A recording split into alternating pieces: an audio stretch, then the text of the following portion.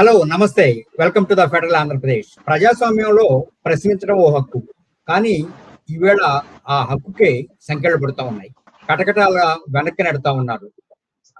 ఉన్న రైట్ ఏదైతే ఇప్పటిదాకా మనం రైట్ టు ఇన్ఫర్మేషన్ యాక్ట్ అనుకున్నామో దానికి చెదపట్టింది. ప్రజాస్వామ్యంలో 4వ స్తంభం అనుకుంటున్న మీడియాకి సంఖ్యలు వేయటం ప్రారంభమైంది. ఈ నేపథ్యంలో వచ్చిన సోషల్ మీడియాకి ఇప్పుడు గొంతు అరవకుండానే పీక నొక్కి అసలు తొలి దశలోనే ప్రాణం తీసేటట్టుగా వ్యవహరిస్తూ ఉంది ప్రస్తుత రాజ్య వ్యవస్థ. ఈ నేపథ్యంలో నిన్న మొన్న ఆంధ్రప్రదేశ్కి చెందిన ఒక నలుగురు యూట్యూబర్లను ఉన్నట్టుండి అరెస్ట్ చేశారు. ఓ ఇద్దరికి బెయిల్ వచ్చింది, మళ్ళా వెంటనే అరెస్ట్ చేశారు. అదే సమయంలో మరికొన్ని కేసులు పెట్టి వాళ్ళని లోపలేశారు. ఇంకో ఇద్దరి ఆనవాళ్ళు అసలు కనపడకుండానే పోయినాయి. ఈ నేపథ్యంలో మనతో సామాజిక మాధ్యమాలు సర్కారు కోసమా లేదా రాజకీయ ప్రయోజనాల కోసమా అనే అంశాన్ని చర్చించడం కోసం స్టూడియోలో నాతో పాటు ప్రముఖ సామాజిక శాస్త్రాల నిపుణుడు, అలానే మానవ హక్కుల ఉద్యమాల పట్ల మమేకమై పనిచేస్తున్న ప్రొఫెసర్ ఈ వెంకటేష్ గారు, హైదరాబాద్ సెంట్రల్ యూనివర్సిటీ రాజనీతి శాస్త్రజ్ఞులు వారున్నారు. వారికి స్వాగతం.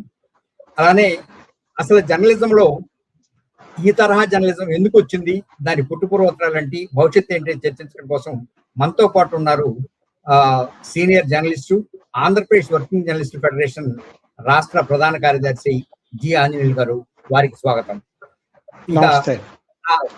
నా సహచరుడు, అలానే క్షేత్రస్థాయిలో ఈ కేసుల్ని దగ్గరుండి పరిశీలిస్తున్న GP Venkateswara garu, Vijayawada federal Andhra Pradesh special correspondent వారున్నారు. వారికి స్వాగతం.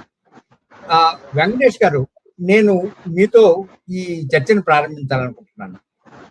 అసలు ఇవాళ చర్చ దేశంలో రాజ్యహింసను కానీ ఈ దుర్మార్గాలను కానీ ప్రశ్నించే ప్రతి ఒక్క విజిల్ బ్లోయర్ గా ఉన్న ప్రతి ఒక్కరిని తీసుకెళ్లిపోయి లోపలేయడం అనుకున్న ఈ రాజ్యానికి లేదా ఈ స్టేట్ కి సంబంధించి అసలు వాళ్ళ ఉద్దేశం ఏమై ఉంటుందంటారు? ఇది అరెస్ట్ చేయడాలు ఎంతవరకు సమంజసం అంటారు? అంటే ఇప్పుడు సోషల్ మీడియా అనేటువంటిది ప్రధానంగా విశాలమైన ప్రజా బాహుళ్యంలోకి వెళ్ళిపోయినటువంటి మీడియా. అది దాన్ని వచ్చేసి ఇప్పుడు ఒకప్పుడు ప్రింట్ లేదా ఎలక్ట్రానిక్ మీడియా అనేటువంటిది కొద్దిమంది ప్రయోజనాల కొరకు లేదంటే ప్రివిలేజ్డ్ సెక్షన్ గా ఉండేది. అయితే మనం మ్యాసివ్ లెవెల్లో యూజ్ చేస్తున్నారు కాబట్టి అనేక రకాలుగా ఉపయోగిస్తున్నారు. సోషల్ మీడియా అనేది జనంలో అవేర్నెస్ కొరకు ఒక రకంగా అయితే, ప్రభుత్వాన్ని విమర్శించడానికి ఒకటైతే, తర్వాత రాజకీయ ప్రతీకారాలు తీర్చుకోవడానికి మళ్ళొకటి ఒక రకంగా అయితే, దీన్ని రాజకీయ ప్రయోజనాల కొరకు ఉపయోగించుకోవడం అనేటువంటిది జరుగుతూ ఉంది. ఇది టెక్నాలజికల్ అడ్వాన్స్మెంట్ వల్ల విశ్వజనీయంగా ప్రతి ఒక్కరికి right to accessibility for the communication అనేటువంటి దాంట్లో భాగంగా వచ్చినటువంటిది. అయితే మనము ఇది ఈ రాజకీయంగా ఎవరి కోసం ఎవరు ఉపయోగించుకుంటున్నారు, ఎందుకు గాను ఉపయోగించుకుంటున్నారు అనేటువంటిది ప్రస్తుతమే మొదలైందనంటే అది కాదు. దీనికి వచ్చేసి కొంత చరిత్ర అనేటువంటిది ఉంది. ఎవరు అధికారంలో ఉంటే వాళ్ళు వచ్చేసి ప్రతిపక్షంలో ఉన్నటువంటి వాళ్ళను స్కోర్ సెటిల్ చేసుకోవడానికి ఉపయోగించడం అనేటువంటిది ఆనవాయితీగా వస్తుంది. గతంలో అధికారంలో ఉన్నటువంటి వాళ్ళు కానీ, ప్రస్తుతం అధికారంలో ఉన్నటువంటి వాళ్ళు కానీ, ఇది ఒక రకంగా చెప్పాలంటే మనం ఒక పక్కేమో ఒకరేమో గొడ్డల రాజ్యాంగం అంటారు, ఇంకో పక్క వచ్చేసి రెడ్ బుక్ రాజ్యాంగం అంటారు. ఈ రెండింటి మధ్యలో అసలు సిసలైన భారత రాజ్యాంగం ఏమైందనేటువంటి ప్రశ్నను లేవనెత్తేటువంటి ఒక రాజకీయ పరిస్థితి ప్రస్తుతం అంటే కొనసాగుతా ఉందండి. ఆంజనేయులు గారు, అసలు అంటే ఇటీవలి కాలంలో ఈ స్వతంత్ర యూట్యూబర్లకు డిమాండ్ ఎందుకు పెరుగుతుందని మీ ఉద్దేశం? యాజ్ ఏ జర్నలిస్ట్ నాయకుడిగా మీరు ఎట్లా అబ్జర్వ్ చేస్తున్నారు? అంటే ఇక్కడ యూట్యూబర్లు లేకుంటే ఈ సోషల్ మీడియా ఇన్ఫ్లుయెన్సర్లు వీటి ప్రభావం ఈవేళ మీరు గమనిస్తే రాజకీయ పార్టీల చుట్టూ చేరినటువంటి వాస్తవానికి సోషల్ మీడియా అంటే సోషల్ మీడియాలో అనేక విభాగాలు ఉన్నాయి. సమాచారం అందించడానికి వంటల దగ్గర నుంచి మొదలెట్టి, నగల దగ్గర నుంచి, ఈ సామాజిక సమస్యల దగ్గర నుంచి అనేక అంశాలను ప్రస్తావన చేసే సోషల్ మీడియా ఉన్నది. దాని గురించి ఎవరో మాట్లాడడంలా.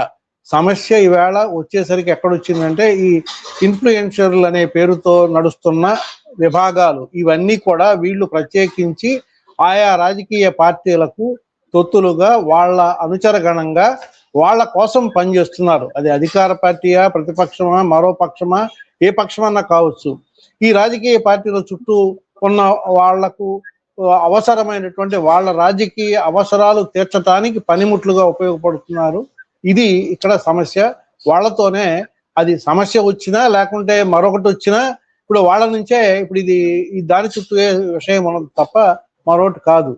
కాబట్టి ఇన్ఫ్లుయెన్సర్లు అనేది వీళ్ళకి సంబంధించిన వ్యవహారంగానే చూడాలి. మొత్తం సోషల్ మీడియాగా చూడాల్సిన అవసరం లేదు. అంటే ఇప్పుడు మీరు అరెస్ట్ చేసిన వాళ్ళని యూట్యూబర్లు అంటారా, జర్నలిస్టులు అంటారా, ఏమంటారు మీరు?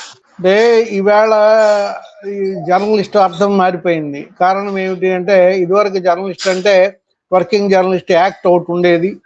ఆ యాక్ట్ ప్రకారము దీన్ని వృత్తిగా పెట్టుకొని పనిచేసే వాళ్ళు జర్నలిస్టులుగా ఉండేవాళ్ళు గతంలో. ఈవేళ అలా కాదు. సమాచారం ఇచ్చే ప్రతివాడు సోషల్ మీడియా వచ్చిన తర్వాత సమాచారం ఇచ్చే ప్రతివాడు జర్నలిస్టే అంటున్నాడు. ఇప్పుడు దీన్ని కాదు అనే పరిస్థితి లేదు. అవును అనడానికి ఏ బేసిస్ మీద అనాలో తెలియదు. కాబట్టి దీన్ని అంటే ఒక రకంగా వ్యవస్థే దీన్ని అర్థం మార్చేసింది. అంటే ప్రతివాడు జర్నలిస్టే, సెల్ ఫోన్ ఉన్న ప్రతివాడు ఇవాళ జర్నలిస్టే అనే పేరుతో నడుస్తా ఉన్నది ఈ వ్యవస్థ. Okay, right. జీపీ గారు, మీరు చెప్పండి, అసలు ఆంధ్రప్రదేశ్ లోనే ఈ విచిత్రమైన పరిస్థితి ఎందుకు కనపడుతుంది? గత 48 గంటల్లో 4 అరెస్ట్ చేశారు, 2 చూపించారు, 2 చూపించలేదు. అసలు ఈ ధోరణి ఎప్పుడు ప్రారంభమైంది? ఇప్పటి వరకు ఎన్ని కేసులు నమోదయ్యాయి? సార్, ముందుగా మీ అందరికీ నమస్కారం.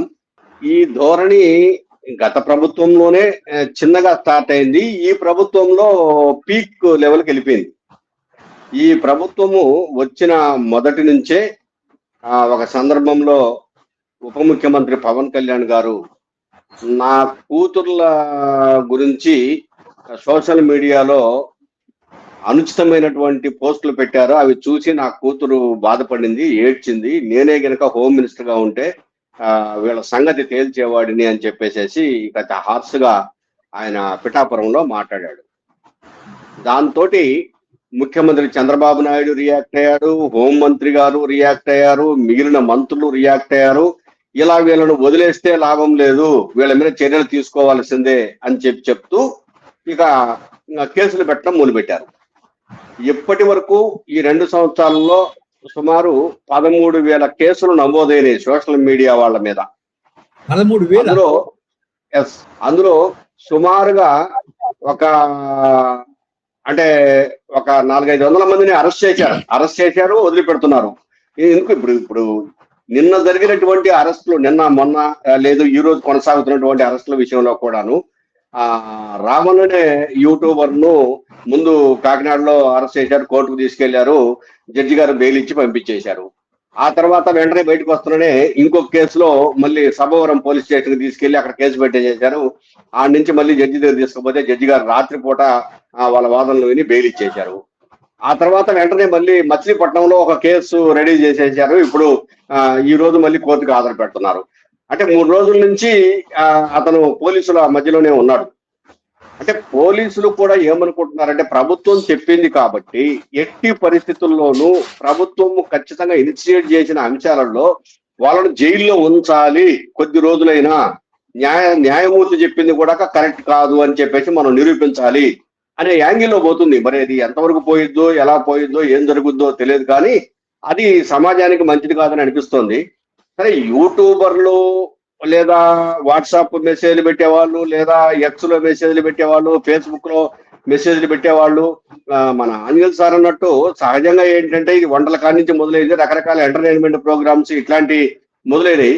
అయితే ఇప్పుడు రాజకీయంగా కూడా ఎక్కువ మంది అంటే జర్నలిస్టులుగా రాణించగలిగిన వాళ్ళు, జర్నలిజం గురించి కొద్దిగా గొప్ప అవగాహన ఉన్న వాళ్ళు జర్నలిస్టు లాంగ్వేజ్ లో కొన్ని మెసేజ్లు పెట్టడము లేదా వీడియోలు చెప్పడం స్టార్ట్ చేస్తున్నారు. చాలా మంది యూట్యూబర్స్ తన సొంత అవసరాల కోసం లేదా విదేశాలలో తిరగడం అవి ఇవన్నీ చూపిస్తున్నారు. అలా కాకుండా న్యూస్ కోసం సపరేట్ గా మాట్లాడడానికి పెట్టుకున్నారు. అట్లాగనే గ్రౌండ్ లెవెల్కి పోయేవారు. ఇప్పుడు మనం కొన్ని ఐ డ్రీమ్ అని ఇట్లాంటి కొన్ని చూస్తున్నాం, ఇంటర్వ్యూలు చేస్తున్నారు వాళ్ళు. అంటే వాళ్ళది అటే న్యూస్ కూడా చెప్తా ఉన్నారు, రకరకాలుగా ఉన్నాయి. కాబట్టి ఈ అనుచిత వ్యాఖ్యలు ఎలా చేశారు, వాటి వల్ల ఏంటి అంటే పరువు నష్టం కలిగిందా, ఇట్లాంటివి ఏమన్నా ఉంటే వాస్తవంగా ఏంటంటే కోర్టులో తేల్చుకోవచ్చు. కోర్టు న్యాయస్థానం ఉంది, వాటిలో తేల్చుకోవచ్చు. చట్టం ఉంది, దీనికి చట్టాన్ని కూడా అతిక్రమించి ఇప్పుడు భావ ప్రకటన స్వేచ్ఛ ఉంది కదా అని చెప్పేసి నువ్వు ఎట్లా అంటే అట్లా మాట్లాడి నన్ను తిడతావా, అవమానిస్తావా అని నిన్న ఫేస్బుక్ లో ఉప ముఖ్యమంత్రి గారు ఒక ప్రత్యేకమైనటువంటి ఒక మొనోలాగ్ లాంటి ప్రకటన లాంటిది రిలీజ్ చేశాడు. ఆయన మాట్లాడాడు. ఆ మాటల్లో ఆయన చెప్పింది ఏంటంటే, నీకు భావ ప్రకటన స్వేచ్ఛ ఉంది, కానీ ఎదుటి వాడిని తిట్టడానికి, వాడి మనసును కష్టపెట్టడానికి, వాడు ఇబ్బందుల్లో పడే విధంగా నువ్వు మాట్లాడటానికి నీకు హక్కు లేదు అని చెప్పేసి ఈ విధంగా మాట్లాడారు. కానీ పాలకులు ప్రజలకు జవాబుదారీగా ఉండాలి. పాలకులు ఒక తప్పు చేసినప్పుడు దాన్ని ప్రశ్నించడంలో తప్పు లేదని నా భావన. అలా ప్రశ్నించే సందర్భంలో ఈ యూట్యూబర్లు కానీ వీళ్ళు కానీ వల్గర్ లాంగ్వేజ్ వాడకుండా ఉంటే బాగుంటుంది. దాని వల్లనే ఈ సమస్యలన్నీ వస్తున్నాయి. ఇప్పుడు కేసులు పెట్టే స్థాయికి, ఇంకా భవిష్యత్తులో చట్టాలు తీసుకురావడానికి కూడా రెడీ చేశారు. పవన్ కళ్యాణ్ స్పష్టంగా చెప్పాడు, యూట్యూబ్ మీద లేదా సామాజిక మాధ్యమాల మీద మేము సపరేట్ గా చట్టం చేయబోతున్నాము, తీసుకొస్తున్నాం. గతంలో లోకేష్ గారు కూడా ఇదే విషయం చెప్పాడు, మేము చట్టం తీసుకురాబోతున్నాము అని. మరి నిజానికి ఈ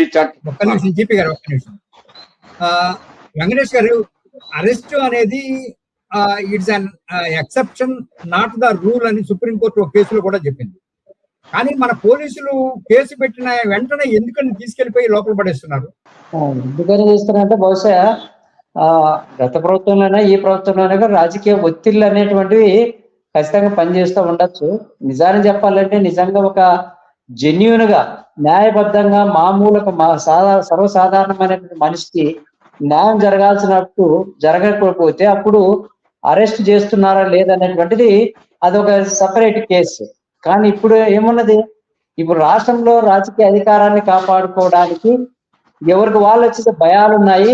అట్లాగే అధికారంలో ఉన్నటువంటి వాళ్ళు నా అధికారాన్ని చూపించాలి కాబట్టి ఈ ఆధిపత్య కులాలకు చెందినటువంటి వాళ్ళు, ఈ వారసత్వ రాజకీయాలకు సంబంధించినటువంటి వాళ్ళు, ఈ కార్పొరేట్ల పెత్తానాన్ని చెలాయించడానికి, కేంద్రీకృత పాలన కొనసాగించడానికి వచ్చేసి ఒకరినొకరు భయప్రాంతం చేయడం. అంటే ఇంతకుముందు వారు చెప్పినట్లు, జర్నలిస్ట్ అసోసియేషన్ ప్రెసిడెంట్ గారు చెప్పినట్లు, ఏదో ఒక రాజకీయ పార్టీ అండదండలతో వారు ఇచ్చేటువంటి మళ్ళీ డబ్బుల కోసమా, లేకపోతే ఏదైనా ప్రలోభాలకా, లేకపోతే ఏదైనా పదవి ఆశలు చూపించా, దేనికోసం అంటనేటువంటి దాని కొరకు అది ఏదో వాళ్ళని మోటివేట్ చేయడం వల్లనే ఈ విచిత్రమైనటువంటి ఈ వీడియోలు అనేటువంటి పెడతా ఉన్నారు. ఇప్పుడు సోషల్ మీడియాలో ఉన్నటువంటి ప్రతి వాళ్ళని కూడా అరెస్ట్ చేయడం అనేటువంటి జరగట్లేదు. కానీ చాలా టార్గెటెడ్ గా, స్పెసిఫికల్ గా ఉన్నటువంటిది. అంటే ఒక రకంగా ఇంతకుముందు ఆయన వెంకటేశ్వర్ గారు చెప్పినప్పుడు చట్టం కూడా రావచ్చు అనేటువంటి. చట్టం దేనికి రావాలి? ఒకవేళ ఈ వల్గర్ లాంగ్వేజ్ అనేటువంటి ఉపయోగిస్తే దాన్ని నిషేధించడానికి చట్టం రావడం అనేటువంటి మంచిదే. వ్యక్తిగతమైనటువంటి విమర్శలు నియంత్రించడానికి చట్టం రావడం మంచిదే. ఒక కన్స్ట్రక్టివ్ క్రిటిసిజం అనేటువంటి దాన్ని కూడా చేసి వాడు వచ్చేసి నా పార్టీలోనూ నాకు విధేయుడుగాను, లేదా నా పార్టీతో సంబంధం లేనోడు కాబట్టి నేను తీసుకున్నటువంటి విధానాన్ని ఉద్దేశపూర్వకంగా విమర్శిస్తున్నాడు కాబట్టి అటువంటి వాళ్ళంతా అరెస్ట్ చేయాలనేటువంటి ప్రతీకారం కాంక్షతో కాకుండా ప్రజాస్వామ్యాన్ని, రాజ్యాంగబద్ధమైన హక్కుల్ని, తర్వాత భావ ప్రకటన హక్కును కాపాడడానికి ఒక విశాలమైనటువంటి దృక్పథంతో ఆలోచించాలి. ఆ విధంగా ఇంకోటి కూడా ఆలోచించాలి. ఇప్పుడు యాప చెట్టు నాటి మామిడిపళ్ళెం ఎక్స్పెక్ట్ చేయడం లేదు కదా. ప్రతిపక్షంలో ఉన్నప్పుడు మీరు ఎటువంటి భాష మాట్లాడినా అటువంటి భాషను మేము కూడా మాట్లాడుతున్నాము అని చెప్తా ఉన్నారు. మరి మీ భాష పైన ఎవరు మాట్లాడతారు? ఇప్పుడు ఆ వీడియోస్ అన్ని కూడా ఏం పోలేదు కదా ఈ సోషల్ మీడియాలో, లేదంటే ఇవన్నీ కూడా అన్ని రికార్డ్ అయినటువంటివి ఉన్నాయి కదా. మళ్ళీ వీటిపైన కూడా మళ్ళీ గతం వరకు ఎలాంటి ఇప్పటి నుంచేనా ఎవరు ఏ భాషను మాట్లాడిన ప్రతి వాళ్ళపైన కేసు బుక్ అవుతుందా?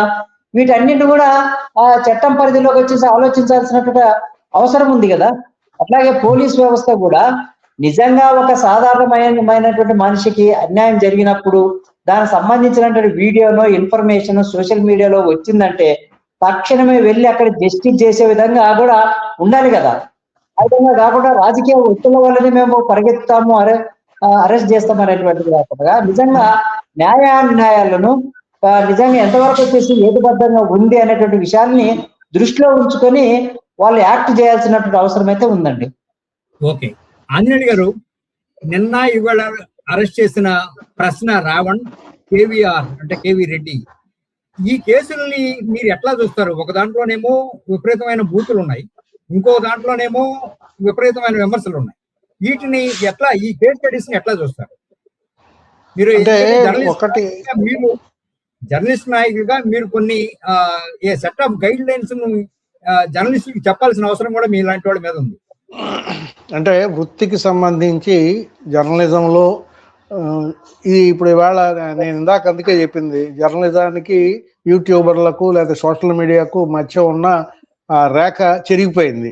కాబట్టి ఇవాళ ఎవరు జర్నలిస్టు ఎవరు కాదు అని చెప్పగలిగేటువంటి పరిస్థితి లేదు. అయితే ఇక్కడ జర్నలిస్టుగా పనిచేయదలుచుకున్నప్పుడు, జర్నలిస్టుగా వాళ్ళు వ్యవహరించదలుచుకున్నప్పుడు ఖచ్చితంగా జర్నలిస్టులకు సంబంధించిన వృత్తిపరమైనటువంటి నియమావళిని లేకుంటే నిబంధనల్ని వాళ్ళు పాటించాల్సినటువంటి అవసరం ఉన్నది. ఇవన్నీ కూడా చట్టం కూడా ఉన్నది, దానికేమి ఇప్పుడు ఇందాక వెంకటేష్ గారు కానీ మన జీపీ గారు కానీ ప్రస్తావించినట్లు ఈవేళ కేసులు పెట్టడానికి కొత్త చట్టం తీసుకురావాల్సిన అవసరంలే, ఉన్న చట్టాలను వాడుకోవడం చేత కావడంలే. ఇప్పుడు వాళ్ళు ఐటీ యాక్ట్ ఉన్నది, ఐటీ యాక్ట్ ప్రకారం అరెస్ట్ చేస్తున్నారు. ఐటీ యాక్ట్ ప్రకారం అరెస్ట్ చేయొద్దని చెప్పి సుప్రీంకోర్టు చెప్పింది. దాని ప్రకారం సోషల్ మీడియా వాళ్ళని అరెస్ట్ చేయాల్సిన అవసరం లే, కానీ యాక్షన్ తీసుకునేందుకు అవకాశం ఉన్నది. కేసు నమోదు చేయొచ్చు, కేసు నమోదు చేయొద్దని చెప్పలేదు. కేసుని విచారణ కొనసాగించవచ్చు, కేసు నడుస్తుంది. దానిలో నేరం ఏమిటి, ఎంతవరకు తప్పు ఉన్నది దాని మీద జడ్జి నిర్ణయం చేస్తాడు. కానీ జడ్జి నిర్ణయం చేసే వరకు కూడా ఆగలేనటువంటి పరిస్థితి ఇవాళ ఉన్నది. ఇవాళ తప్పులు మాట్లాడడము, లేకపోతే బూతులు మాట్లాడడము, లేకుంటే అసభ్యమైనటువంటి పదజాలం వాడడము, లేకపోతే అనుచితమైనటువంటి విమర్శలు చేయడము సరి అని చెప్పేసి జర్నలిస్ట్ సంఘాలు కానీ జర్నలిస్టులు కానీ ఏ ఒక్క జర్నలిస్ట్ కూడా భావించడంలా ఇప్పటి వరకు ఉన్న సంప్రదాయ మీడియాలో అలాంటి సంప్రదాయం లేదు. ఒకవేళ అలాంటి జరిగిన సందర్భాల్లో కేసులు వేసేవాళ్ళు. ఆ యాజమాన్యాల మీద, ఆ రాసినటువంటి రిపోర్టర్ మీద, దానికి సంబంధించినటువంటి వాళ్ళందరూ ఎవరు బాధ్యులు అనేది అందరికీ తెలుసు.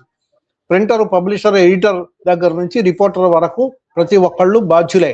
ఆ బాధ్యత తీసుకొని ఆ కేసులో నిజానిజాల నిర్ధారణకు వాళ్ళు నిలబడాల్సిందే, కేసును ఫేస్ చేయవలసిందే. అది డెఫమేషన్ కేసు కానివ్వండి, లేకపోతే మరో రకమైన కేసు కానివ్వండి, ఏదైనా సరే. కానీ ఈవేళ అలాంటి పరిస్థితి ఉందా? ఈవేళ ప్రభుత్వ యంత్రాంగాలు దానికి భిన్నంగా వ్యవహరిస్తూ ఉన్నాయి, టెర్రరైజ్ చేస్తున్నాయి. టెర్రరైజ్ చేయడం మూలంగా జరిగే పరిణామం ఏంటంటే ఎవరు మాకు వ్యతిరేకంగా మాట్లాడకూడదు. అంటే ఇది మనం ప్రజాస్వామ్యంలో ఉన్నామా లేకుంటే ఇంకెక్కడైనా ఉన్నామా? మన రాజ్యాంగం ఏం చెప్తాంది? రైట్, తప్పు చేశాడు, అసభ్య పద్యాలు వాడాడు, కేసు పెట్టండి.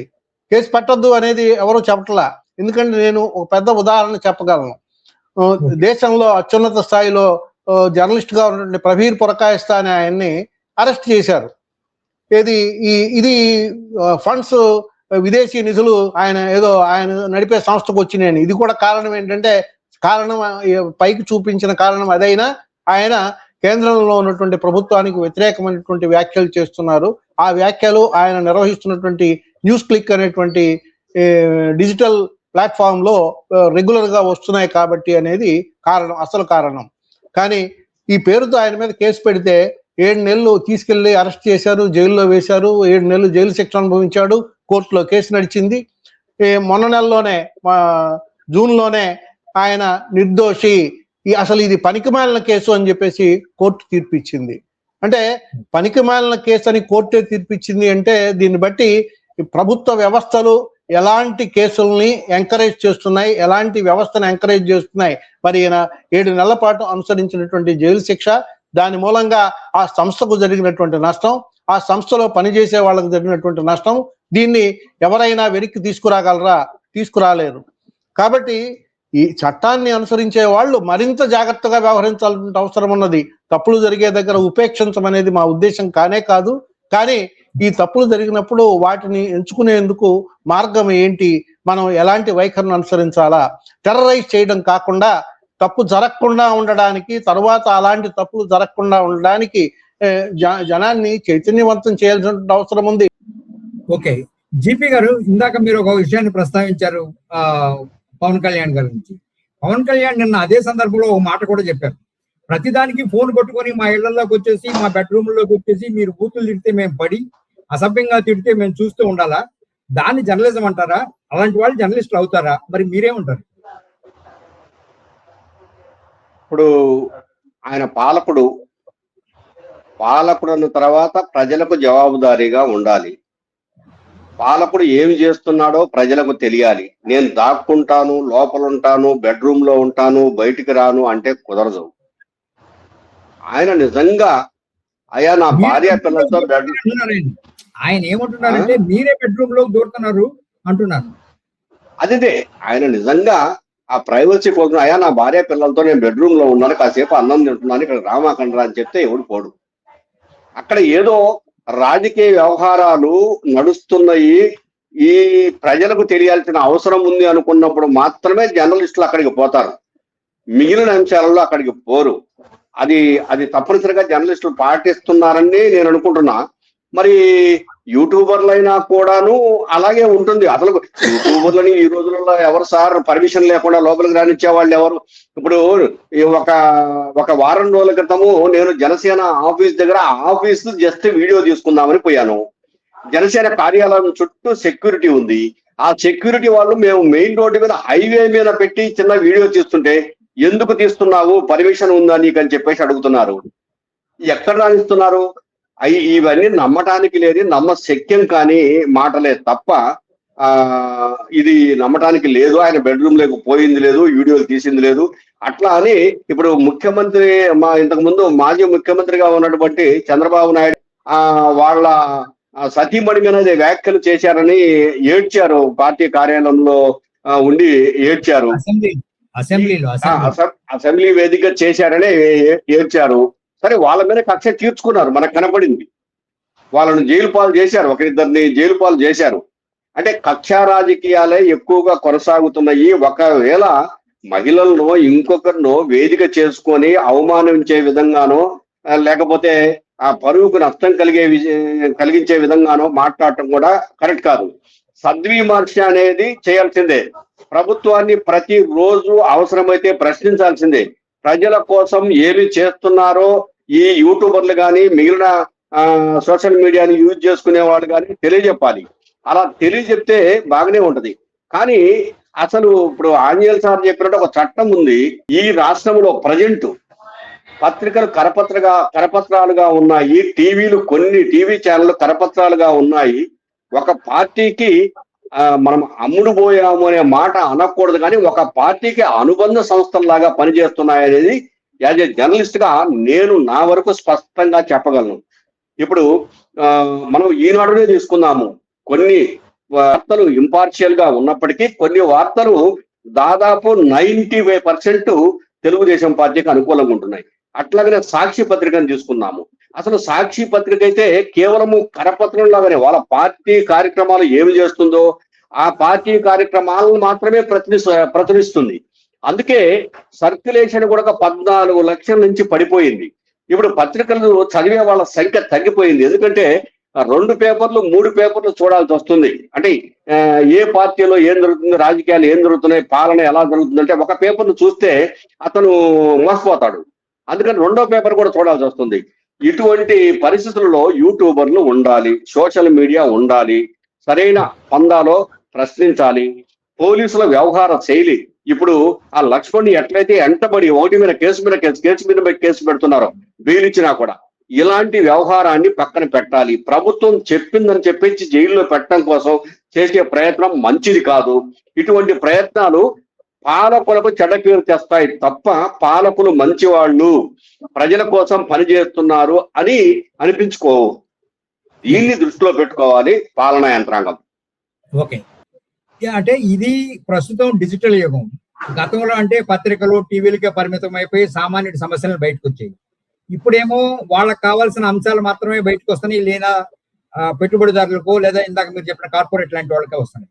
అంటే ఇటువంటి డిజిటల్ యుగంలో సోషల్ మీడియాని కట్టడి చేయడం అంటే సమాజం యొక్క ఆలోచన శక్తిని లేదా ప్రశ్నించే తత్వాన్ని అణచివేయడం కాదా? మీరే ఉంటారు. అంటే ఇతరుల యొక్క ప్రైవసీని డిస్టర్బ్ చేసేటువంటి అంశం ఏదన్నా ఉంటే అది ఏ మీడియాలో వచ్చినా కూడా అది కొంచెం సమస్యాత్మకంగా ఉండొచ్చు. కానీ ఇప్పుడు ప్రజాస్వామ్యయుతంగా రాజ్యాంగం ఇచ్చినటువంటి భావ ప్రకటన స్వేచ్ఛను ఉపయోగించుకొని రాజకీయాలపైన కానీ విధానాలపైన కానీ ప్రభుత్వం అనుసరిస్తున్నటువంటి విధానాలపైన విమర్శ చేసినప్పుడు వాళ్ళపైన అటువంటి వాటి రాకూడదు. ఇప్పుడు మనకు అంటే వృత్తిరీత్యా జర్నలిస్టులు కేవలం రాజకీయ ప్రయోజనాల కొరకు జర్నలిస్టులు అవతారం ఎత్తినటువంటి వాళ్ళు, ఒక అకాడమిక్ క్రిటిక్, ఒక పాలసీ క్రిటిక్, పొలిటికల్ క్రిటిక్ అనేటువంటిది ఉంటుంది. ఈ చట్టాన్ని తీసుకొని వచ్చి, కొత్త చట్టాన్ని తీసుకొని వచ్చి నీకు వ్యతిరేకంగా ఎవరైతే రాస్తారో, ఎవరైతే మాట్లాడతారో వాళ్ళందరినీ కూడా నువ్వు అరెస్ట్ చేస్తారంటే అది చాలా అప్రజాస్వామికమైనటువంటి వ్యవహారం. అది అటువంటి చల్లనటువంటి పరిస్థితి. ఇప్పుడు వ్యక్తిగతమైనటువంటి నీ బెడ్రూమ్ లోకి వచ్చి నీ పర్సనల్ వ్యవహారాల గురించి మాట్లాడినప్పుడు అది నిజంగా ప్రైవసీ క్వశ్చన్ అవుతుంది. ఇప్పుడు పొలిటికల్ అఫైర్ సంబంధించి ఒక రాజకీయ పార్టీ రాజకీయాలు అనేటువంటి దేనికోసం చేస్తారు? మీరు ప్రజల కోసం కదా, ప్రజల బాగో కోసము, సంక్షేమం కొరకు, అభివృద్ధి కోసం అనుకున్నప్పుడు అందులో రహస్యాలు ఏముంటాయి? ఆ రహస్యాలను కూడా కవర్ చేసే బాధ్యత వచ్చేసి మీడియా పైన ఉంది. ఇవాళ మీడియా లేకుండా పాలిటిక్స్ అనేటువంటిది లేవు. కాకపోతే దురదృష్టవశాత్తు ఆంధ్రప్రదేశ్ లో కులము, రాజకీయము, మీడియా, డబ్బు, కార్పొరేటిజము ఇవన్నీ కలగలిసిపోయి ఇవాళ ఎవరు వాళ్ళ రాజకీయ ప్రయోజనాలు కాపాడుకోవాలి, వ్యక్తిగతమైన రాజకీయ ప్రయోజనాలు కాపాడుకుంటున్నటువంటి క్రమంలోని ఈ సమస్య అంతా కూడా ఇంత కాంప్లికేట్ అయిపోయి దీన్నే ఇప్పుడు మొత్తం రాష్ట్ర ప్రజలందరికీ ఉన్నటువంటి సమస్యగా ఇవాళ దీన్ని రుద్దేటువంటి ప్రయత్నము గత కొంతకాలంగా జరుగుతుంది. గత ప్రభుత్వంలో సాగింది, ఈ కాలంలో కూడా జరుగుతుంది. అందుకని మనకు ఒక్కోసారి ఒక అంశం వచ్చేసి ఒక వివాదాస్పదంగా, అంటే నిజంగా మళ్ళీ ప్రజలకున్న సమస్యలను పరిష్కరించాల్సి వస్తుందంటని చెప్పి ఈ విధంగా డైవర్ట్ చేయడమా, లేదంటే వాస్తవంగా ఇది రాజకీయ ప్రతీకారమా, నిజంగా వచ్చేసి ఇది రాజ్యాంగబద్ధంగా కల్పించినటువంటి హక్కుకు భంగం కల్పించేదా అనేటువంటి విషయాన్ని కూడా దృష్టిలో ఉంచుకొని ఈ పోలీస్ యంత్రాంగం కానీ, పరిపాలన యంత్రాంగం కానీ వీళ్ళు ఒక వ్యక్తిని పైన చర్య తీసుకుంటా ఉన్నప్పుడు వాటి గురించి ఆలోచించాలి. కానీ ఆ విధంగా ఇండిపెండెంట్ గా, స్వతంత్రంగా ఒక ప్రభుత్వ అధికారం ఆలోచించేంత స్కోప్ ఉంటుందా అనేది పెద్ద ప్రశ్న. ఎందుకంటే ఈ ఆధిపత్య కులాల వారసత్వ పాలకులు వచ్చేసి జీవితాంతం వాళ్ళే పార్టీ అధ్యక్షులుగా ప్రకటించుకొని ఎవరు నాయకుడు అవ్వాలి, ఎంపీ అవ్వాలి, ఎమ్మెల్యే కావాలి, ఏం చేయాలి అంటేనంటే వీళ్ళందరి ద్వారా ప్రొవోక్ చేసి అన్ని కూడా చేపిస్తున్నటువంటిది. అసలు నిజంగా రాజకీయ పార్టీ అనేటువంటిది ఇవాళ ఆంధ్రప్రదేశ్ లో ఏ పార్టీ అయినా కానీ, అధికారంలో ఉన్న పార్టీ కానీ, అధికారంలో లేనటువంటి పార్టీ కానీ, దేనికైనా కానీ ప్రజాస్వామిక లక్షణాలు ఉన్నాయా?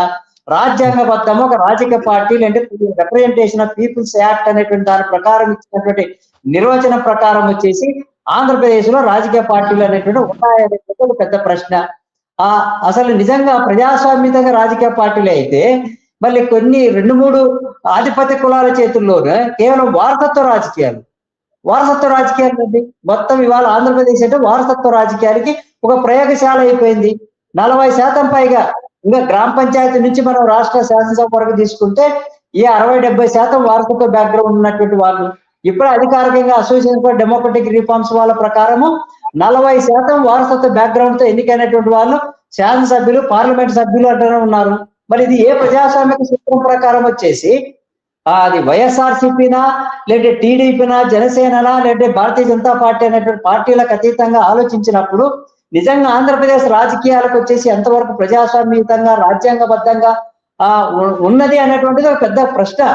అటువంటప్పుడు వాళ్ళ ప్రయోజనాలు కాపాడుకోవడానికి వీళ్ళు వచ్చేసి ఇటువంటి వాళ్ళంతా అమాయకులను రెచ్చగొట్టడమో లేకపోతే ఇంకోటి చేయడమో, వాళ్ళకేమో ఆ కుటుంబానికి ఏం కాదు, ఈ కుటుంబానికి ఏం కాదు, వాళ్ళంతా క్షేమంగా ఉన్నారు. బలి పశువులు అయిపోతున్నటువంటి వాళ్ళతో కూడా ఎవరు ఏదో చిన్న ప్రలోభాలకు ఆశించిపోయినటువంటి వాళ్ళకు చాలా పెద్ద ఎత్తున నష్టం అనేటువంటిది జరుగుతుంది అనేటువంటిది ఇది వాస్తవము. కాబట్టి ఈ విధంగా దీన్ని ఒక బ్రాడర్ కంటెక్స్ట్ లో ఆలోచించాలి. నేను కూడా కొద్ది రోజులు కూడా అవుట్లుక్ అనేటువంటి మ్యాగజైన్ లో అమరావతి పైన ఒక ఎస్సే రాస్తే ఆ సోషల్ మీడియాలో ఒక అతను వచ్చేసి నన్ను థ్రెటన్ చేస్తూ నాకు కూడా వచ్చేసి రెస్పాన్స్ పెట్టాడు. నేను గట్టి కౌంటర్ ఇచ్చేసరికి నీ ఐడెంటిటీ రివీల్ చేయి, నువ్వెవరు, నువ్వేంటి, బయటకు వచ్చి మాట్లాడు అంటే నేను గట్టి క్వశ్చన్ చేసినప్పుడు అవన్నీ మళ్ళీ విత్డ్రా చేసుకున్నాడు.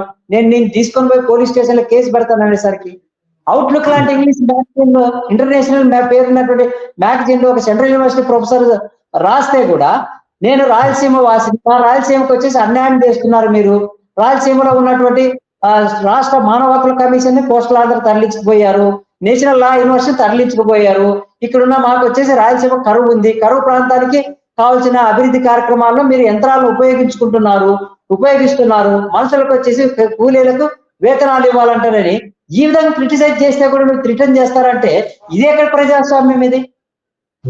ఏ పార్టీ మీరు అసలు మీ రాజకీయాలకు మీ రాజకీయ పార్టీలకు ముందు ప్రజాస్వామిక లక్షణం ఉందా, రాజ్యాంగ భద్రత ఉందా? అది గతంలో అధికారంలో ఉన్నటువంటి వైఎస్ఆర్సీపీకి కానీ ఇవాళ అధికారంలో ఉన్నటువంటి కూటమి ప్రభుత్వానికి కానీ ఈ ప్రజాస్వామిక బద్దంగా ముందు మీరు రాజకీయాలు చేయడం మొదలు పెట్టండి. ఆ తర్వాత వచ్చేసి మీరు వెనక ఉండి ఎవరు ఈ విధంగా ప్రలోభాలు పెట్టి ఎవరిని రెచ్చగొట్టి ఎవరికి వ్యతిరేకంగా మాట్లాడిపిస్తున్నారు అనేటువంటిది మీకు నచ్చకపోతే చట్టబద్ధంగా అది అసహించుకునే విధంగా ఉంటే మీ ప్రైవసీని నిజంగా డిస్టర్బ్ చేస్తా ఉంటే అటువంటి వాళ్ళపైన చర్య తీసుకోవచ్చు. కానీ నిజంగా ప్రజాస్వామికయుతంగా రాజ్యాంగం ఇచ్చినటువంటి పరిధిలోనే ఒక వృత్తిరీత్యా ఒక జర్నలిస్టో, వృత్తిరీత్యా ఒక అకాడమిషియనో, లేదా ఒక వృత్తిరీత్యా ఇంకో ఎవరైనా కానీ ఒక సద్విమర్శ అనేటువంటి చేసినప్పుడు నువ్వు చాలా దాన్ని ఆహ్వానించావు. ఆ విధంగా కాకుండా నువ్వు రాజకీయ ప్రలోభాలు పెట్టడం అనేటువంటిది పెట్టి వాళ్ళని ఉపయోగించి యూజ్ అండ్ త్రో అనేటువంటి ప్రిన్సిపల్ ద్వారా చేయడం అనేటువంటిది చాలా దుర్మార్గమైనటువంటిది. అటు చేసేటువంటి వాళ్ళకి కానీ చేయిస్తున్నటువంటి వాళ్ళకి కానీ ఇది ఏమాత్రం కూడా మనము దీన్ని అర్పించదగ్గటువంటి విషయం కాదు. దీన్ని అంతా కూడా ఖండించాల్సినటువంటి విషయం అయితే ఉందండి. ఓకే, ఆంజనేయులు గారు, చివరిగా ఒక ప్రశ్న. ఇంతకు మునుపు ఎప్పుడైనా జర్నలిస్టులు వాళ్ళ పరిధిని అతిక్రమించినప్పుడు ఆ నియంత్రణ కోసం ఒక సుప్రీంకోర్టు కూడా చెప్పినట్టు గుర్తు, మీ అంతటా మీరు జర్నలిస్టులు వాళ్ళంతటా వాళ్ళు ఒక స్వీయ దాన్ని ఒక నిబద్ధత కానీ లేదా ఒక రక్షణ రేఖ లాంటిది కానీ పెట్టుకోవాలని చెప్పి అన్నారు. ఇప్పుడు ఇక్కడ ఈ డిజిటల్ యుగంలో అట్లాంటి సూచన మీరు ఏమైనా చేస్తారా, లేదా మీరు ఎట్లా ఈ ఉండాల్సిన మధ్య అంటే వ్యక్తిగత దూషణలకి చట్ట విమర్శకి మధ్య ఏ రకమైన సమన్వయం సాధించాలనుకుంటారు, ఎట్లా ఎవరు కంట్రోల్ చేయాలి? అంటే ఇక్కడ ఒక అంశం ఉన్నది, స్వీయ నియంత్రణ అనేది వేటికి సంబంధించి ఏ అంశాలు వస్తాయి? ప్రజలకు సమాచారం అందించే వ్యవహారంలో స్వీయ నియంత్రణ సమస్య రైజ్ కాదు. కారణం ఏంటంటే ప్రజలకు ఏ సమాచారం ఇస్తాము? ప్రభుత్వం నుంచి ఒక పథకము, ఒక కార్యక్రమము, ఒక మంచి పని జరుగుతుంది అన్నప్పుడు దానికి సంబంధించిన దానిలో అక్కర్లే. స్వీయ నియంత్రణ ఎప్పుడు వస్తుంది? ఇలాంటి విమర్శలు, ఆరోపణలు వచ్చినప్పుడు ఎంతవరకు మనం వెళ్ళొచ్చు, ఎలాంటి భాష ఉపయోగించాలి, ఎలా వ్యవహరించాలి అనే దగ్గర ఇది స్వీయ నియంత్రణ ఉండడం అవసరము అని సుప్రీంకోర్టు చెప్పింది. అదేమి శాసనం కాదు. అయితే చట్టాలు ఉన్నాయి. స్వీయ నియంత్రణ పాటించినా పాటించకపోయినా ఇవాళకి ఉన్న చట్టాలు అమలు చేయడము, అమలు చేయించుకోవడము. కేసుని ఇవాళ జర్నలిస్ట్ అనేక మంది జైళ్ల పాలయ్యి కేసులు ఫేస్ చేసి సోర్స్ రివీల్ చేయకుండా జైల్లో కూర్చున్న జర్నలిస్టులు ఉన్నారు. ఇది మా వృత్తికి సంబంధించిన వ్యవహారము, వృత్తి నిబంధన కాబట్టి మేము సోర్స్ రివీల్ చేయమని చెప్పి జైలుకి వెళ్ళినటువంటి జర్నలిస్టులు ఉన్నారు. సోషల్ మీడియాకు ఉండే దగ్గరికి వచ్చేది వేరు. సోషల్ మీడియాకు వచ్చేసరికి ఈవేళ ఐటీ యాక్ట్ అని చెప్పి తీసుకొచ్చారు. ఈ ఐటీ యాక్ట్ మూలంగా ఈవేళ జర్నలిస్టు వృత్తికి కూడా నష్టం జరుగుతుంది అనేది ఈ జర్నలిస్టు సంఘాలు జాతీయ స్థాయిలో దీన్ని ఇష్యూ చేసినాయి. ఎడిటర్స్ గిల్డ్ దీన్ని క్వశ్చన్ చేసింది, కేంద్ర ప్రభుత్వాన్ని ముందు పెట్టింది. అయ్యా, మీరు తీసుకొచ్చే ఐటీ యాక్ట్ తీసుకురావడానికి ముందు డ్రాఫ్ట్ సమయంలోనే రైజ్ చేసి ఒక 32 అంశాలు, ఇవి మా వృత్తి కొనసాగించడానికి ఇబ్బంది, వీటి మీద వివరణ ఇవ్వండి చట్టం చేయబోయే ముందు అని. కానీ దీన్ని ఏమాత్రం పట్టించుకోకుండా చట్టం చేశారు, అమలు చేస్తున్నారు. ఆ తర్వాత కొన్నిట్లో కోర్టు అరెస్టులు చేయవద్దు, వీటిల్లో అరెస్ట్ చేయాల్సినటువంటి అవసరం లేదు, కేసులు బుక్ చేయండి, కేసులు బుక్ చేసి విచారణకు అలౌ చేయొచ్చు అని చెప్పేసి సుప్రీంకోర్టు చెప్పింది. కానీ వాటిని ఎక్కడ పాటిస్తున్నారు, ఎవరు ఎలా ఎందుకు పాటించలేకుండా పోతున్నారు? ఇన్నక్కర్లే. మేము రాష్ట్రం విడిపోయి 13 సంవత్సరాలు అయింది. ఎందుకంటే ఇది కూడా ప్రస్తావన చేయాల్సినటువంటి ప్రజా సమస్యల గురించి మేము అద్భుతంగా పట్టించుకున్నామనే ఏ పాలకులైనా సరే జర్నలిస్టులకు సంబంధించి జర్నలిస్టులకు ఇళ్ల స్థలాలు ఇవ్వాలి అని చెప్పేసి ఉమ్మడి రాష్ట్రం ఉన్నప్పుడు కొట్లాడారు. రాష్ట్రం విడిపోయిన తర్వాత ఆశపడ్డారు ఎక్కువ మంది. ప్రతి వాడికి ఇంటి స్థలం వస్తుంది, ప్రతి జర్నలిస్టుకు రాష్ట్రం మొత్తం మీద జర్నలిస్టులు అంటే 20,000 మంది. అంటే ఇవాళ ఉన్న 28 జిల్లాల పరిధిలో అంటే ఒక్క జిల్లాలో కనీసం 700-800 మందికి మించి కూడా లేనటువంటి పరిస్థితి వాళ్ళ జర్నలిస్టులు ఉన్నారు. వాళ్లకు మరి ఈ చిన్న సమస్య మీద ఇవాళ వరకు ఈ 12 ఏళ్ల కాలంలో ఏ ప్రభుత్వము తగినటువంటి చర్య తీసుకోవాలా, అది అమలు కాలా. అలాగే పెన్షన్లకు సంబంధించినటువంటి ఇష్యూ కూడా ఏమీ అమలు కాలా. అంటే నేను ఈ సమస్య ఎందుకంటే అతి చిన్న సెక్షన్ గా ఉన్న జర్నలిస్టులకు సంబంధించిన సమస్యల పట్ల కూడా ప్రభుత్వాలు సానుకూలంగా వ్యవహరిస్తున్నటువంటి వైఖరి కనిపించడం లేదు. అలాంటప్పుడు ఇతర అతిపెద్ద ప్రజాబాహుళ్యానికి సంబంధించిన సమస్యల పరిష్కారంలో వాళ్ళ చిత్తశుద్ధి ఎంతో ప్రభుత్వాలు నడుపుతున్నటువంటి పాలకులు ఆలోచించుకోవాల్సి ఉంటుంది. అలాగే కేసులు పెట్టడము, బెదిరించడము ప్రధాన లక్ష్యంగా ఉంటే మాత్రం చాలా కష్టము. ఈ వైఖరిని, ఈ ధోరణి ఖచ్చితంగా పాలకులు విడనాడాలి. రాజకీయ పక్షాలు కూడా పునరాలోచన చేయాలని చెప్పేసి మేము విజ్ఞప్తి చేస్తా ఉన్నాం. రైట్. ఇది ఈ చర్చ ద్వారా మనకు స్పష్టమవుతున్న అంశం ఏంటంటే ప్రజాస్వామ్యంలో విమర్శను స్వీకరించే సహనం పాలకులకు ఉండాలి. అలాగే చట్టాన్ని నిష్పక్షపాతంగా అమలు చేసే బాధ్యత కూడా ఆ శాంతి భద్రతలు చూసే పోలీసులు లేకపోతే ఇతరత్ర యంత్రాంగం పైన ఉండాలి. సోషల్ మీడియాలో హద్దులు మీడితే వాటిపై చర్య తీసుకోవడంలో ఏమాత్రం తప్పు లేదు, ఎవరు కాదని కూడా అన్నారు. కానీ ప్రతి విమర్శని నేరంగా చూడటం మాత్రం ఒక గుంటెత్తి ప్రశ్నించే హక్కుని మనం కాలరాయటం కింద వక్తలు చెప్పారు. అలానే కేసులు పెట్టి లోపల వేయడం వల్ల ప్రజాస్వామ్య స్ఫూర్తికి విరుద్ధం అని అందరికీ తెలిసినా అదే పని చేయడం, లేదా చట్టం సమాజ రక్షణ కోసం ఉండాలి కానీ పాలకుల రక్షణ కోసం ఉండటం మాత్రం అది అన్యాయం, దాన్ని ఎవరు క్షమించరు అని వక్తలు చెప్పారు. ఈ చర్చలో పాల్గొన్న విశ్లేషకులకి అలానే సీనియర్ జర్నలిస్టులకి నమస్కారం. ఈ చర్చ ఇంతతో ముగిస్తున్నాం. Thank you very much. నమస్తే.